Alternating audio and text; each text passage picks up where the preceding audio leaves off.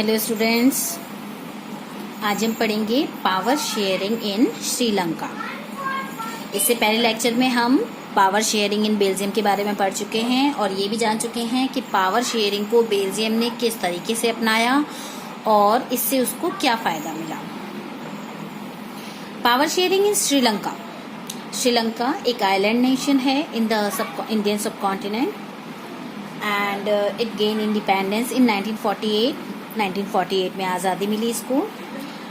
इसकी जो ethnic composition है इसके बारे में हम पढ़ेंगे।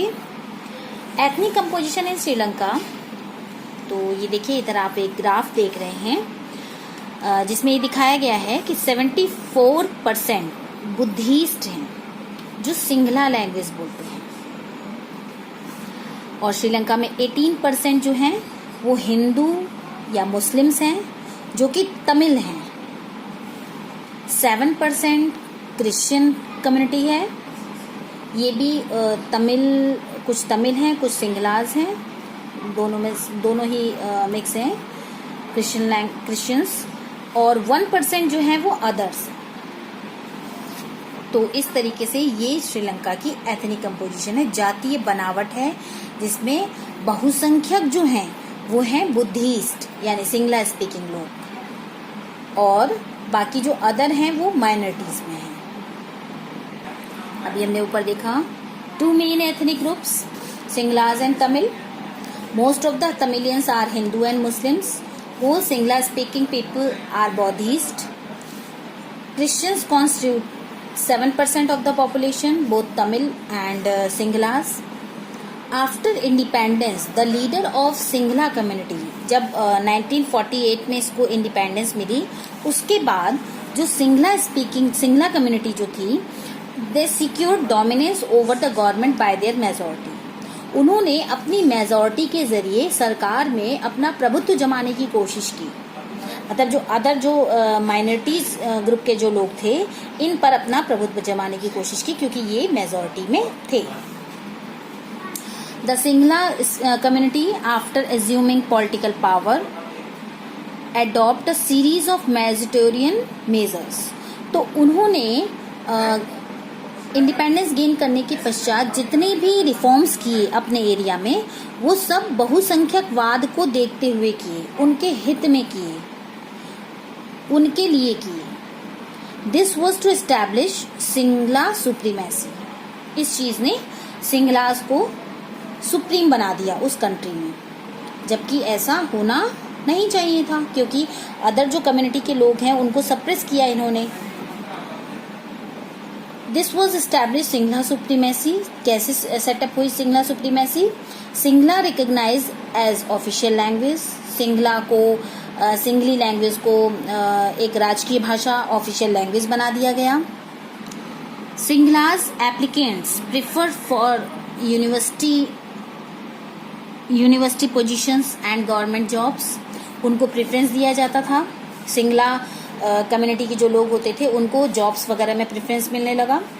Buddhism protected by states. Buddhism religion को स्टेट के द्वारा प्रोटेक्ट किया गया। Majoritarianism major resulted in strained relation between Sinhalas and Tamil communities. तो इस वजह से ये जो सिंगलाज को जो प्रेफरेंस दी गई, इसकी वजह से जो माइनॉरिटी और माइनॉरिटी में जो अदर हिंदू, मुस्लिम, तमिल्स और क्रिश्चियंस अदर्स जो थे उनमें, और जो मेजॉरिटी में जो थे सिंगलास, इन दोनों के बीच में तनाव की कंडीशन बनी और दोनों में झगड़े होने लगे। Distrust between communities led to the civil war. और इस डिस्ट्रस्ट ने, एक दूसरे के प्रति अविश्वास, लड़ाई झगड़े के माहौल ने श्रीलंका में सिविल वॉर को जन्म दिया, क्योंकि आज़ादी के पश्चात उन लोगों ने पावर शेयरिंग को न अपनाकर मेजॉरिटी के हाथ में, मेजॉरिटी के हित में काम करना स्टार्ट कर दिया था। इस वजह से श्रीलंका को गृह युद्ध का सामना करना पड़ा, सिविल वॉर फेस करना पड़ा। Both side started distrusting each other. Majority minority को पर विश्वास नहीं करते थे और माइनॉरिटी मेजॉरिटी पे विश्वास नहीं करते थे। ठीक है। अब इस सिविल वॉर का जो रिजल्ट हुआ वो क्या हुआ? Thousands of people were killed, बहुत सारे लोग मारे गए. Many families left country as refugees. Many people lost their livelihoods. ये सब सिविल वॉर का परिणाम थे. जो उनके गवर्नमेंट ने अगर वहां पर पावर शेयरिंग को अपनाया होता और सभी के हित की बात कही होती तो शायद ये सिविल वॉर नहीं होता. लेकिन पावर शेयरिंग को न अपनाते हुए उन्होंने जो सिविल वॉर को जन्म दिया उसके ये सारे इफेक्ट रहे. अब हम बात करते हैं, हमने बेल्जियम की स्टोरी भी आगे पढ़ी है और यहाँ पर हमने श्रीलंका की स्टोरी पढ़ी है. तो similarities and differences in power sharing in Belgium and Sri Lanka. क्या सिमिलैरिटीज रही? दोनों ही, both Belgium and Sri Lanka governments are democratic. दोनों में ही डेमोक्रेसी थी, लेकिन डेमोक्रेसी में एक जगह बेल्जियन गवर्नमेंट ने पावर शेयरिंग को अपनाया और श्रीलंकन डेमोक्रेटिक गवर्नमेंट ने पावर शेयरिंग को नहीं अपनाया. मतलब वहां पर पावर जो है केवल मेजॉरिटी के हाथ में रही. ये डिफरेंस आएगा. और लेकिन दोनों जगह डेमोक्रेटिक गवर्नमेंट थी, ये आपका सिमिलैरिटीज में आएगा.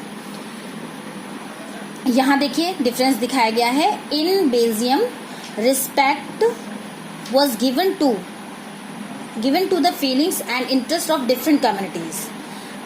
यहाँ पर सभी के सभी समुदाय के हितों को जगह दी गई, सम्मान दिया गया.